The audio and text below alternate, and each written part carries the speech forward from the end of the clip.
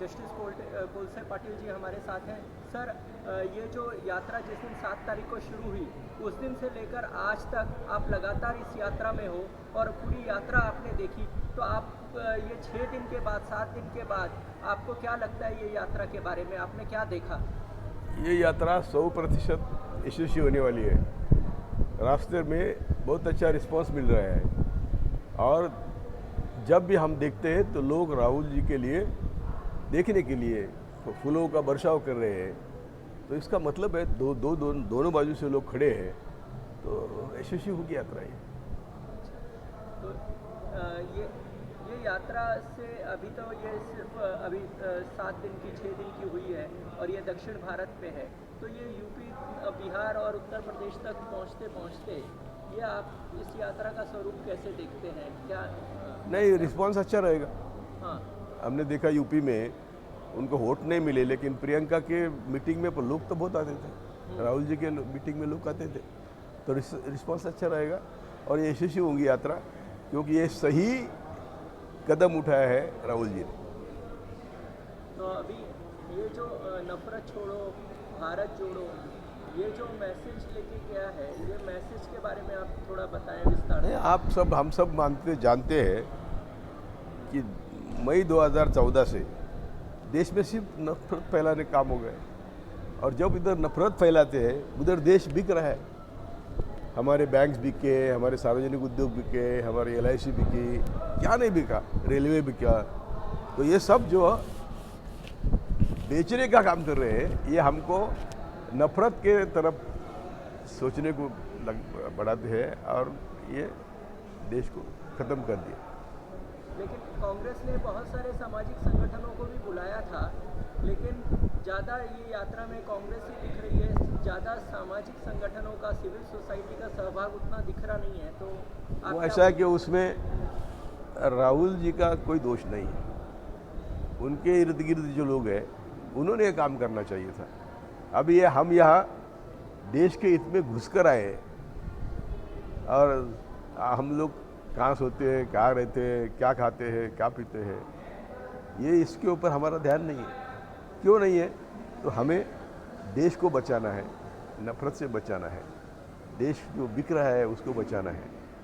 तो आज की जैसे भयंकर परिस्थिति भारत में कभी नहीं थी, तो इतने भयंकर परिस्थिति में हम सब लोग राहुल जी के साथ चल रहे हैं। और सर, ये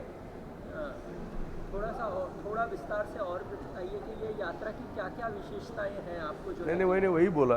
हाँ, कि ये यात्रा उत्स्फूर्त है। हाँ, ये यात्रा में लोग जुड़ रहे हैं और रास्ते में दोनों तरफ से लोग खड़े हैं और जितना भी हो सके राहुल जी का स्वागत कर रहे हैं। हाँ। तो इसका मतलब है कई संगठन जुड़े नहीं होंगे तो जुड़ेंगे बाद में, उनको जुड़ना पड़ेगा। तो क्या ये यात्रा से जो नफरत की राजनीति है मोदी सरकार की, क्या उस पर कुछ असर पड़ेगा क्या? ऐसा है कि कुछ तो शुरुआत होनी चाहिए ना, तो ये शुरुआत हुई है, तो इसका असर तो पड़ेगा, जरूर पड़ेगा। CA है, NRC है, मुस्लिम बंधुओं के लिए टारगेट किया जा रहा है, क्या लिंचिंग है, क्या नहीं है, तो ये सब जाना चाहिए और इसीलिए हम सब लोग काम कर रहे हैं। लेकिन कांग्रेस की आर्थिक नीति है तो जनता विरोधी थी और बहुत सारी सामान्य जनता ने उनके खिलाफ आवाज उठाया था, सिविल सोसाइटी ने आवाज उठाया था। आप गलत फहमी में है। 2014 के पहले का भारत हम अभी नहीं देख सकते और आगे 50 साल भी नहीं देखेंगे। भारत बर्बाद हुआ है और ये हमें सोचना पड़ेगा। इसलिए जब भी हम भारत यात्रा की बात करते हैं, नफरत की बात करते हैं, तो ये तो सरासर इसके खिलाफ काम करना ही चाहिए।